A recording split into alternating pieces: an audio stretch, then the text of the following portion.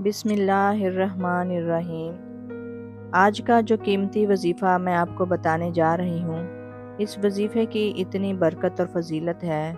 इंशाअल्लाह जो भी आपके बिगड़े काम हैं वो सब हो जाएंगे।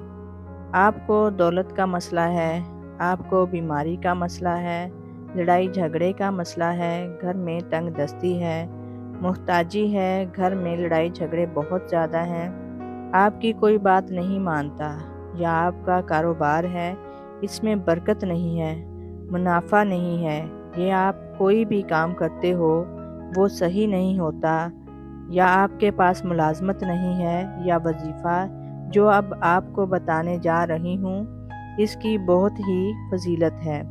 अल्लाह पाक ने ख़ास अपने नबी के लिए इसको उतारा है और इसकी मैं आपको कुछ फजीलत भी बताऊंगी। इंशाअल्लाह ताला आपके तमाम काम जो बिगड़े हुए हैं बन जाएंगे। जो भी आपकी ज़िंदगी में मुश्किलात हैं वो हल हो जाएंगी। आपने इस सूरत को कैसे पढ़ना है, किस तरतीब से पढ़ना है, ये अब आप तरीक़ाकार जान लीजिए। जब तक आपको तरीक़ाकार नहीं पता होगा फिर अमल असर नहीं करते। कुछ ख़ास एहतियात होती हैं, तो अब इसका तरीक़ाकार जान लीजिए। एहतियात में सबसे पहले ये है कि वक्त आपने इस अमल को कब करना है। आप फजर, ज़ोहर, असर, मगरिब, इशा, तहज्जुद किसी भी नमाज के बाद कर सकते हैं, इसमें कोई पाबंदी नहीं है। जब भी आपको वक्त मिलता है आप इस वजीफ़े को कर सकते हो, इसमें कोई पाबंदी नहीं है। कोई भी मर्द कर सकता है, कोई भी औरत कर सकती है। अक्सर कुछ मर्दों को भी मुश्किलात का सामना करना होता है, क्योंकि मर्द बेचारे अपने बीवी बच्चों के लिए, अपना घर पालने के लिए बाहर मेहनत मुशक्क़त करते हैं। इस तरह कुछ औरतों को भी बहुत से मसाइल होते हैं, वो भी इस अमल को कर सकती हैं और लाजमी करें। आपकी ज़िंदगियों में आसानियाँ आएंगी इंशाअल्लाह। दौलत के अलावा जो भी आपका मसला है बस आप नियत रख कर ये पढ़ो, ये अमल करोगे तो आपके मसाइल हल हो जाएंगे। इस वजीफ़े की बरकत से अल्लाह पाक की खुसूसी रहमत हो गई। औरतें इसको ख़ास अयाम में भी कर सकती हैं, इसमें भी कोई पाबंदी नहीं है। अगर पहले आप कोई अमल करते हैं, कोई वजीफ़ा करते हैं या कोई तस्बीह करते हैं, इसके फ़ौरन बाद इस अमल को किया जा सकता है, इसमें भी कोई पाबंदी नहीं है। और जब आप इस अमल को करेंगे तो खामोशी के साथ करें। ऐसा नहीं होना चाहिए कि आप वजीफ़ा कर रहे हैं और गुफ्तगू भी कर रहे हैं, ऐसा हरगिज़ नहीं होना चाहिए। ना आपको कोई बुलाए ना आप किसी को बुलाएं, खामोशी के साथ आपने इस वजीफ़े को करना है और कहीं भी बैठकर कर सकते हैं। ये लाजमी नहीं है कि मर्द मस्जिद में बैठकर करें या औरतें मसल्ले के ऊपर बैठकर घर में करें। घर में जहाँ भी आपको जगह मिलती है चारपाई के ऊपर बैठकर कर लें, बेड के ऊपर बैठकर कर लें। मुख्तसर ये कि जहाँ भी जगह मिले वहीं बैठकर इस वजीफ़े को कर सकते हैं, क्योंकि बात होती है नीयत और दिल की। अगर आप वाकई सच्ची नीयत से कोई काम कर रहे होते हैं, अल्लाह पाक इसके ऊपर अपनी खुसूसी रहमत करते हैं। इस शख्स के ऊपर जो नीयत से करता है इसकी हर मुश्किलात दूर कर देते हैं। वक्त को मद्देनज़र रख के वजीफ़े की तरफ चलते हैं। आऊज़ बिल्लाहि मिनश्शैतानिर्रजीम, बिस्मिल्लाहिर्रहमानिर्रहीम। ये वजीफ़े का हिस्सा है, आपने लाजमी पढ़ना है। इसके बाद आप दरूद शरीफ पढ़ेंगे।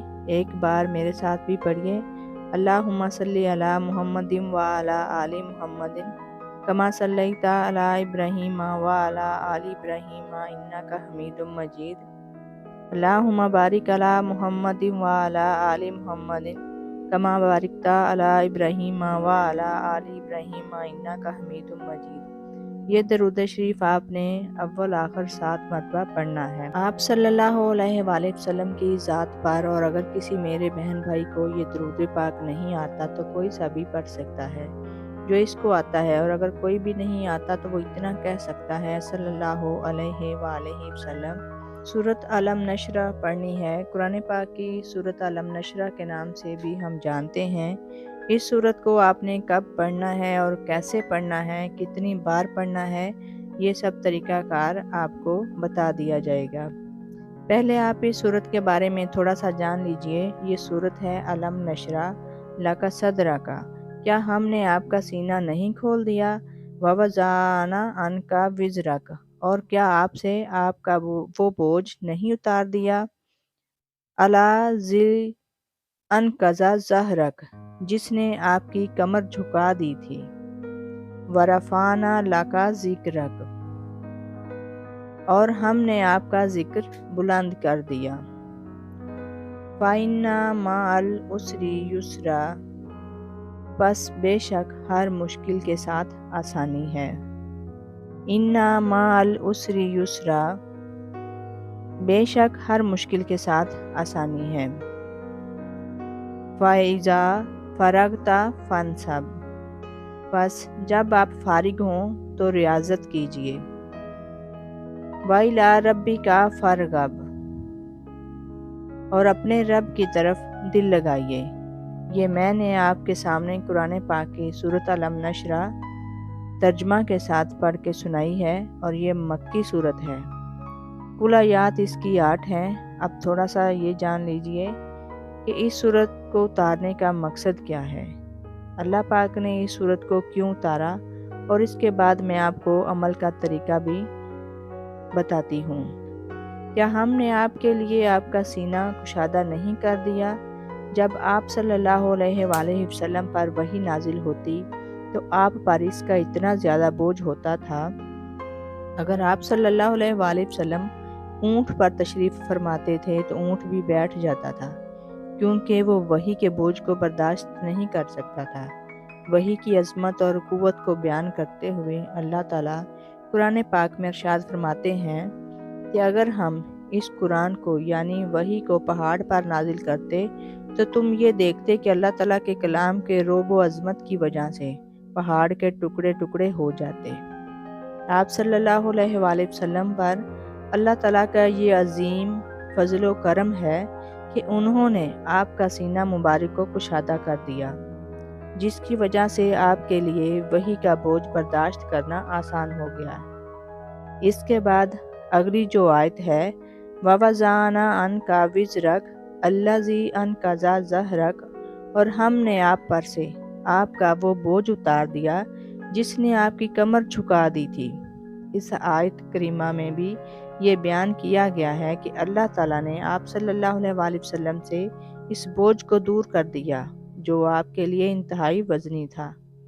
اس بوجھ سے مراد وحی کی کیفیت ہے جس سے آپ نزول وحی کے وقت بوجھ محسوس کرتے تھے۔ اس سے مراد یہ منصب، رسالت اور نبوت کی ذمہ داری کا بوجھ بھی ہے جو آپ پر ڈالا گیا۔ آپ کو پوری امت تک اللہ کا دین اور قرآن کریم کا پیغام پہنچانے کی ذمہ داری دی گئی۔ اس کے بعد آیت ہے وَرَفَعْنَا لَكَ ذِكْرَكَ، اس کا ترجمہ ہے اور ہم نے آپ کے لیے آپ کی آواز شہرت بلند کیا۔ اس آیت کریمہ میں بھی اللہ جل شانہ نے رسول اللہ صلی اللہ علیہ وآلہ وسلم کی اپنی بے پناہ محبت اور الفت کا تذکرہ کیا ہے، بلند ترین مقام و مرتبہ کو بیان کیا ہے جس سے نبی کریم صلی اللہ علیہ وآلہ وسلم سرفراز کیے گئے ہیں۔ رسول اللہ صلی اللہ علیہ وآلہ وسلم کو یہ شرف عظیم حاصل ہے کہ جب بھی اللہ تعالیٰ کا مبارک نام لیا جاتا ہے تو اس کے ساتھ رسول اللہ صلی اللہ علیہ وآلہ وسلم کا مبارک نام بھی لیا جاتا ہے۔ چنانچہ اسلام میں داخل ہونے کے لیے جو کلمہ پڑھایا جاتا ہے اس میں بھی اللہ تعالیٰ کے اسم گرامی کے ساتھ آپ صلی اللہ علیہ وآلہ وسلم کا مبارک نام لیا جاتا ہے۔ اسی طرح اذان، اقامت، خطبہ، تشہد میں بھی اللہ کے ساتھ رسول اللہ صلی اللہ علیہ وآلہ وسلم کا مبارک نام لیا جاتا ہے، یہاں تک کہ اگر نماز میں رسول اللہ صلی اللہ علیہ وآلہ وسلم کا نام نہ لیا جائے اور آپ پر درود نہ بھیجا جائے تو نماز ناقص رہتی ہے۔ اس کے بعد آیت ہے فَإِنَّ مَعَ الْعُسْرِ یُسْرًا إِنَّ مَعَ الْعُسْرِ یُسْرًا، تو بے شک ہر مصیبت کے ساتھ آسانی ہے۔ اللہ تعالیٰ کا نظام ہے، یہ دنیا مصائب مشکلات کا گھر ہے۔ چنانچہ جہاں انسان اپنی زندگی میں مختلف قسم کی پریشانیوں اور مصیبتوں سے دوچار ہوتا ہے، کبھی صحت، کبھی مال، کبھی دولت، کبھی اولاد کی وجہ سے مصیبتوں کا سامنا کرتا ہے، تو کبھی زمین و جائیداد کو لے کر پریشانیاں جھیلتا ہے۔ اتنے بڑے عہدے پر ہی فائز کیوں نہ ہو، اس کی زندگی میں کچھ نہ کچھ پریشانیاں ضرور آتی ہیں، چاہے وہ ذہنی اور فطری پریشانیاں ہوں یا جسمانی اور جذباتی پریشانیاں ہوں۔ انشاءاللہ اس وظیفے کو کریں گے تو یہ سب پریشانیاں آپ کے اوپر سے دور ہو جائیں گی۔